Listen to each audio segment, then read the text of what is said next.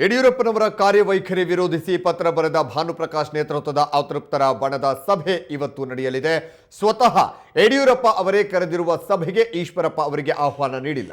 ಇನ್ನು ಈ ಸಭೆಯಲ್ಲಿ ತಮ್ಮ ಅಸಮಾಧಾನ ತೋಡಿಕೊಳ್ಳಲು ಅತೃಪ್ತರಿಗೆ ಯಡಿಯೂರಪ್ಪ ಅವಕಾಶ ನೀಡಿದ್ದಾರೆ ಅಂತ ಹೇಳಲಾಗ್ತಾ ಇದೆ. ಇದರಲ್ಲಿ ಪರಿಷತ್ ಸದಸ್ಯರಾದ ಭಾನುಪ್ರಕಾಶ್, ನಿರ್ಮಲ್ ಕುಮಾರ್ ಸುರಾನ, ಶಿವಯೋಗಿ ಸ್ವಾಮಿ, ರವೀಂದ್ರನಾಥ್ ಸೇರಿದಂತೆ ಹಲವರು ಭಾಗಿಯಾಗಲಿದ್ದಾರೆ. ಬನ್ನಿ ಬಗ್ಗೆ ಇನ್ನೂ ಹೆಚ್ಚಿನ ಮಾಹಿತಿಯನ್ನ ನೀಡ್ತಾರೆ ನಮ್ಮ ಪ್ರತಿನಿಧಿ ವೀರೇಂದ್ರ. ಈಗ ಯಡಿಯೂರಪ್ಪ ಕರೆದಿರುವಂತಹ ಇವತ್ತಿನ ಸಭೆಯಲ್ಲಿ ಏನೇನು ಚರ್ಚೆ ಆಗುತ್ತೆ, ಮತ್ತೆ ಈಶ್ವರಪ್ಪನವರಿಗೆ ಯಾಕೆ ಆಹ್ವಾನವನ್ನ ನೀಡಿಲ್ಲ? ಹರೀಶ್, ಇತ್ತೀಚೆಗೆ ಬಿಜೆಪಿಯ ವಿಧಾನ ಪರಿಷತ್ ಸದಸ್ಯ ಭಾನುಪ್ರಕಾಶ್ ನೇತೃತ್ವದಲ್ಲಿ ಸುಮಾರು 24 ಮಂದಿ ಅಸಮಾಧಾನಿತರು ಅಂತ ಅದರಲ್ಲಿ ಹೆಸರಿಸಿ ಒಂದು ಪತ್ರವನ್ನು ಬಿಜೆಪಿಗೆ ರಾಜ್ಯಾಧ್ಯಕ್ಷರಿಗೆ ಬರೆದಿದ್ದೇವೆ ಅಂತೇಳಿ ಸುದ್ದಿಗೋಷ್ಠಿಯನ್ನೇ ಮಾಡಿ ಭಾನುಪ್ರಕಾಶ್ ಅವರು ಹೇಳಿದರು. ಆದರೆ ಅದಾದ ನಂತರ ಆ ಪಟ್ಟಿಯಲ್ಲಿ ಏನು ಹೆಸರಿತ್ತು ಅದರಲ್ಲಿ ಹಲವರು ನಾವು ಈ ಅಸಮಾಧಾನದ ಜೊತೆ ಅಥವಾ ಈ ಅಸಮಾಧಾನಿತರು ಅಂತ ಹೇಳ್ಕೊಂಡವ್ರ ಜೊತೆ ನಾವಿಲ್ಲ ಅನ್ನೋದನ್ನು ಸ್ಪಷ್ಟಪಡಿಸಿದರು. ಆ ಹಿನ್ನೆಲೆಯಲ್ಲಿ ಅಧಿಕೃತವಾಗಿ ಸಹಿ ಮಾಡಿದವರು ಸುಮಾರು 12 ಮಂದಿ ಅಂತ ಹೇಳಲಾಗಿತ್ತು. ಅವರೆಲ್ಲರಿಗೂ ಕೂಡ ಯಡಿಯೂರಪ್ಪನವರು ಮುಕ್ತ ಆಹ್ವಾನವನ್ನು ಕೊಟ್ಟಿದ್ದರು.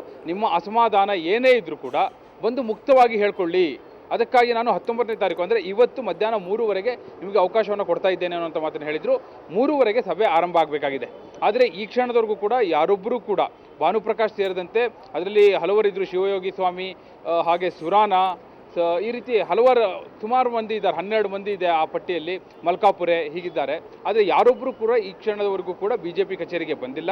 3ವರೆಗೆ ಸಭೆ ಆರಂಭ ಆಗಬೇಕಾಗಿದೆ. ಯಡಿಯೂರಪ್ಪನವರು ಸಭೆ ಕರೆದಿರೋದು 3ವರೆಗೆ. ಬಹುತೇಕ ಅವರು ಎಲ್ಲರೂ ಕೂಡ ಬರುವಂಥ ಸಾಧ್ಯತೆ ಇಲ್ಲ. ಆದರೆ ಭಾನುಪ್ರಕಾಶ್ ಅವರನ್ನು ನಿನ್ನೆ ನಾವು ಸಂಪರ್ಕಿಸಿ ಕೇಳಿದಾಗ ನಾನು ಬರ್ತೇನೆ, ಹಾಗೂ ನಾವು ಆ ಪತ್ರದಲ್ಲಿ ಏನೇನು ಬೇಡಿಕೆಗಳನ್ನ ಮುಂದಿಟ್ಟಿದ್ವೋ ಅದೇ ಬೇಡಿಕೆಗಳನ್ನ ಬಿಜೆಪಿ ರಾಜ್ಯಾಧ್ಯಕ್ಷ ಯಡಿಯೂರಪ್ಪನವ್ರ ಮುಂದೆ ಇಡ್ತೇವೆ ಅಂತ ಹೇಳಿದರು. ಆ ಬೇಡಿಕೆಗಳು ಏನೇನು ಅನ್ನೋದಾದರೆ, ಮೊದಲನೇದಾಗಿ ಅವರ ಬೇಡಿಕೆ ಇರುವಂಥದ್ದು, ಏನು ರಾಜ್ಯ ಪದಾಧಿಕಾರಿಗಳ ನೇಮಕ ಮಾಡಿದ್ದೀರಿ ಅದನ್ನು ಮರು ವಿಮರ್ಶೆ ಮಾಡಬೇಕು, ಅದನ್ನು ಪುನರ್ ಪರಿಶೀಲನೆ ಮಾಡಬೇಕು, ಪಕ್ಷನಿಷ್ಠರಿಗೆ ಅವಕಾಶವನ್ನು ಕೊಡಬೇಕು ಅನ್ನುವಂಥದ್ದು ಮೊದಲನೇ ಬೇಡಿಕೆ ಆಗಿತ್ತು. ಅದಾದ ನಂತರ ಅವರು ಎರಡನೆಯ ಬೇಡಿಕೆಯನ್ನು ಮುಂದಿಟ್ಟಿರುವಂಥದ್ದು, ಯಾರ್ಯಾರಿಗೆ ನೋಟಿಸನ್ನು ನೀಡಲಾಗಿದೆ, ಎಚ್ಚರಿಕೆಯ ನೋಟಿಸನ್ನು ನೀಡಲಾಗಿದೆ, ಕ್ರಮವನ್ನು ಕೈಗೊಳ್ಳುವ ಮಾತುಗಳನ್ನ ಹೇಳಲಾಗಿದೆ, ಹಾಗೂ ಕೆಲವರನ್ನ ಅಮಾನತು ಮಾಡಲಾಗಿದೆ, ಅದನ್ನು ಹಿಂಪಡೆಯಬೇಕು ಅನ್ನುವಂಥದ್ದು ಅವರ ಎರಡನೇ ಬೇಡಿಕೆ ಆಗಿತ್ತು. ಹಾಗೂ ಮೂರನೇದಾಗಿ ಪಕ್ಷದ ಪದ್ಧತಿಯ ಪ್ರಕಾರ ಕಾರ್ಯನಿರ್ವಹಣೆ ನಡೀಬೇಕು, ಅದು ನಡೀತಾ ಇಲ್ಲ ಅನ್ನುವಂಥದ್ದು ಅವರ ನೇರ ಅಸಮಾಧಾನ ಆಗಿತ್ತು. ಆ ಪತ್ರದಲ್ಲಿ ಇದನ್ನು ಮುದ್ರಿಸಿದ್ರು, ಹಾಗೂ ಅದೇ ಬೇಡಿಕೆಗಳನ್ನ ಇವತ್ತು ಸಭೆಯಲ್ಲಿ ಕೂಡ ನಾವು ಹೇಳ್ತೇವೆ ಅಂತ ಹೇಳಿದರು. ಆದರೆ ಈ ಕ್ಷಣದವರೆಗೂ ಕೂಡ ಅವರು ಆಗಮಿಸಿಲ್ಲ. ಯಡಿಯೂರಪ್ಪನವರು ಇನ್ನು ಕೆಲವೇ ಹೊತ್ತಿನಲ್ಲಿ ಬರ್ತಾರೆ ಅಂತ ಪಕ್ಷದ ಅಧಿಕೃತ ಮಾಹಿತಿ ಲಭ್ಯ ಆಗಿದೆ ಹರೀಶ್. ಆದರೆ ಇವತ್ತಿನ ಸಭೆಗೆ ಯಾರ್ಯಾರು ಬರ್ತಾರೆ, ಈಶ್ವರಪ್ಪನವರಿಗೆ ಅವರು ಕರೆದಿಲ್ಲ, ಆಹ್ವಾನವನ್ನು ಕೊಟ್ಟಿಲ್ಲ. ಯಾಕಂದರೆ ಆ ಪತ್ರದಲ್ಲಿ ಯಾವ ಪತ್ರವನ್ನು ನಾವು ಬರೆದಿದ್ದೇವೆ ಅಲ್ಲಿ ಸುದ್ದಿಗೋಷ್ಠಿ ಮಾಡಿ ಭಾನುಪ್ರಕಾಶ್ ಅವರು ಹೇಳಿದ್ರು, ಆ ಪತ್ರದಲ್ಲಿ ಈಶ್ವರಪ್ಪನವರ ಹೆಸರಿರಲಿಲ್ಲ. ಈ ಹಿನ್ನೆಲೆಯಲ್ಲಿ ಈಶ್ವರಪ್ಪನವರಿಗೆ ಆಹ್ವಾನ ಕೊಟ್ಟಿಲ್ಲ, ಹಾಗೂ ಅದನ್ನು ಈಶ್ವರಪ್ಪನವರು ಕೂಡ ಸ್ಪಷ್ಟಪಡಿಸಿದ್ದಾರೆ. ನನಗೆ ಆಹ್ವಾನ ನೀಡಿಲ್ಲ, ಹೀಗಾಗಿ ನಾನು ಆ ಸಭೆಗೆ ಹೋಗೋದಿಲ್ಲ ಅನ್ನೋದನ್ನು ಸ್ವತಃ ಈಶ್ವರಪ್ಪನವರು ಕೂಡ ಸ್ಪಷ್ಟಪಡಿಸಿದ್ದಾರೆ. ಹಿನ್ನೆಲೆಯಲ್ಲಿ ಭಾನುಪ್ರಕಾಶ್ ನೇತೃತ್ವದಲ್ಲಿ ಯಾರ್ಯಾರು ಬರ್ತಾರೆ, ಹಾಗೂ ಈ ಬೇಡಿಕೆಗಳನ್ನ ಹೊರತುಪಡಿಸಿ ಅವರು ಸುದ್ದಿಗೋಷ್ಠಿಯಲ್ಲಿ ಮಾತನಾಡ್ತಾ ಬ್ರಿಗೇಡ್ ಯಾಕಿರಬಾರ್ದು, ಸಂಗೊಳ್ಳಿ ರಾಯಣ್ಣ ಬ್ರಿಗೇಡ್ ಯಾಕಿರಬಾರ್ದು ಅನ್ನುವಂಥ ಪ್ರಶ್ನೆಯನ್ನು ಎತ್ತಿದ್ರು.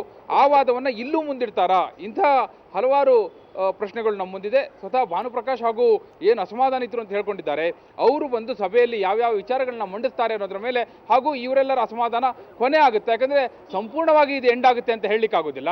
ಯಾಕಂದರೆ ಅಸಮಾಧಾನದ ಮೂಲ ಧ್ವನಿ ಆಗಿರುವಂಥವ್ರು ಈಶ್ವರಪ್ಪ, ಅವರು ಇವತ್ತಿನ ಸಭೆಗೆ ಆಹ್ವಾನಿತರು ಅಲ್ಲದೆ ಇರೋದ್ರಿಂದ, ಅಪೇಕ್ಷಿತರು ಅಲ್ಲದೆ ಇರೋದ್ರಿಂದ ಈ ಸಮಸ್ಯೆ ಇವತ್ತಿಗೆ ಬಗೆಹರಿಯೋದಿಲ್ಲ. ಆದರೆ ಏನು ಪತ್ರವನ್ನು ಬರೆದಿದ್ರು ಅವರ ಅಸಮಾಧಾನಕ್ಕೆ ಇವತ್ತು ಉತ್ತರ ಸಿಗುತ್ತಾ ಅನ್ನುವಂಥದ್ದು ಇವತ್ತಿನ ಸಭೆಯಲ್ಲಿ ಗೊತ್ತಾಗಬೇಕಾಗಿದೆ. ಓಕೆ ವೀರೇಂದ್ರ, ತಮ್ಮೆಲ್ಲ ಮಾಹಿತಿಗೆ ಧನ್ಯವಾದ.